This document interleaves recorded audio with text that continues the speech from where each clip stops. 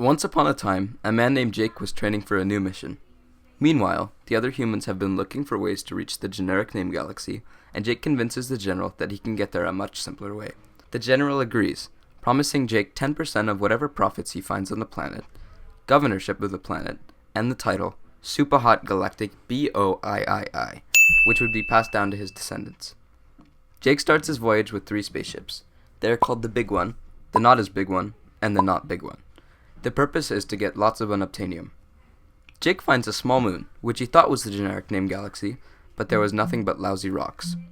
Jake never reaches the generic name galaxy. Instead, he finds Pandora and decides to stay. He immediately sets up a military base on Pandora that holds 39 of his crew.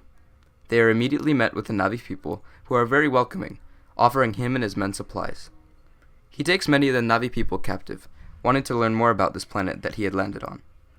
He sees the Na'vi people wearing products made of unobtainium and demands to know where they're from. Though this unobtainium is very hard to find, Jake was not aware of this. He then makes a return trip back to Earth, where he plans a second trip. This time, the general sends Jake with 17 ships and 1,200 men.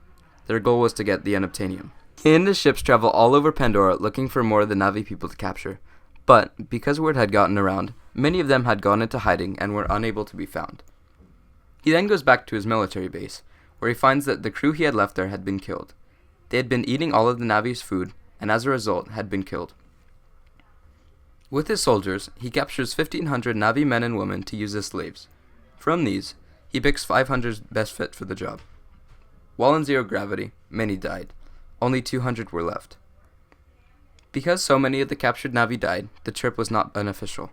So, Jake returns to Pandora and forces all Na'vi people 14 years and older to collect a certain quantity of unobtainium every 3 months.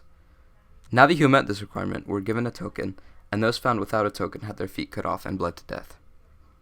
Jake and his men became crueler every day, taking advantage of the Na'vi and making them do their own tasks for them, sometimes going as far as shooting them to test their aim. The Na'vi were overworked and malnourished. They were too tired and unable to feed their young. As a result, 7,000 of the Na'vi babies died, some went as far as drowning their own children. Many of the Na'vi began to leave their planet, looking for other places to live. In addition, children were sent off in ships in order to prevent them from living under Jake's rule. In 2 years, half the population on Pandora had left. Although many celebrate Jakemas, what Jake did can only be described as mass genocide. Although he didn't know this at the time, Jake will have killed most of the Na'vi within 100 years. Lastly, Jake boards his super cool awesome spaceship, and on the way back finds one of Pandora's moons. Too bad, Jake, it's just moon dust.